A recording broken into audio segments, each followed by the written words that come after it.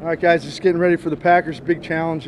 Obviously, they're a good football team offensively, and they pose a lot of challenge. Aaron Rodgers is an excellent player.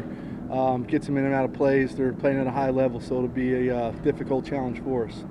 How much different are they with LaFleur as head coach, and what are they doing differently with that Rodgers may not have been doing before? They're doing some concepts they've done in the past, along with some new things. So structurally, it's a lot similar to some of the offenses we've seen. But he's doing some of the things he's done in the past, along with some of the stuff they brought in with the new staff. We've obviously seen Aaron Rodgers and all the success that he's had, but as a coordinator looking at him, trying to stop him, what are the challenges that he presents? Well, he can make all the throws. He gets him in and out of runs and passes.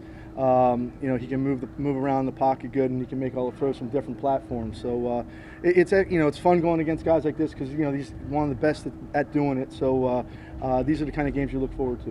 What have you seen from Maxx Crosby with the extended snaps that he's gotten the last couple of games?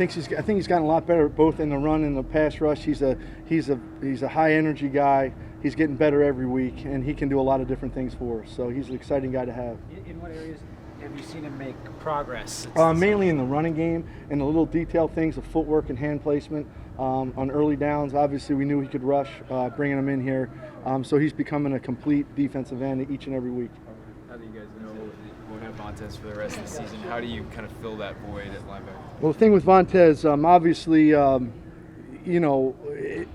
for us to sign him in the history I have with this guy, with us knowing that the next infraction he was going to get was going to end his season, maybe his career, I think it was a witch hunt from the beginning, quite honestly.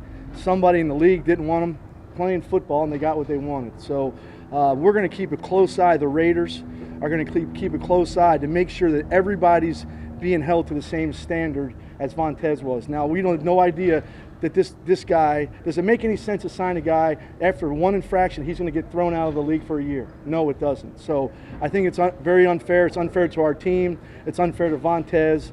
But we got resilient players in there, proud guys, and they're going to fill in for him, and they're going to play for him. But go ahead. Is it concerning then at all, Paul, with Vontaze gone, the lack of depth and or experience at linebacker as a whole? Well, we're bringing some of them young guys along, but Nick and Tyre have done an excellent job. Tyre's really wearing the green dot for us, so he's running a lot of the show that Vontaze was doing. He was already doing it anyways last year and this year. He's a smart guy. Nick's really come along a long way. He's playing at a high level, and some of these younger guys got to come in and help out. It's the next guy up, and that's how we're going to go about it. Is it concerning to you, though? We got some young guys in there. No, it's like anything else. If something happens, it's for every team. One guy goes down, next guy's got to go up, and the standard's got to stay the same all the way across. It seems strange to you that in the steroid program and the substance abuse program that it's like a step ladder. You know where you are in terms of violations, and what the next thing you do will get you. Whereas in the case of the personal fouls and stuff, it's almost like it's kept a secret. There's no standard there. That's the issue I have. There's nothing. Hey, next time you do this, you're gone from the year, maybe your career. I think that's unfair to let this. Hey, you can warn a guy, but if you put that in writing, the next time this happens, you're done. Okay, that's where I have a problem. And that's unfair to the kid. It's unfair to all the players around the league to not know where you really, hey, okay, next time you do this, you've been warned. Now you give this guy a whole year suspension. I don't think that's right at all. I don't care who says what. I don't believe that's the right thing to do. And now they've opened up a whole can of worms as far as the next guy who's going to do it. So we got to make sure if we're going to do this to this one guy driving 38 miles an hour in a 30-mile-an-hour zone, for the cop looking for one guy doing it, that all the players are handled to the same standard. To me, that's where I have the issue. So did the team not know then that he was basically on double secret probation? I was with him in Cincinnati. I'll say for 1 year, but nobody knew that. Hey, the next time he was, he's going to go down a little bit right there and hit a guy, that he was going to be done for the year. Absolutely not. So I mean, to me, to sign a guy like that and to know that was going to happen makes no sense.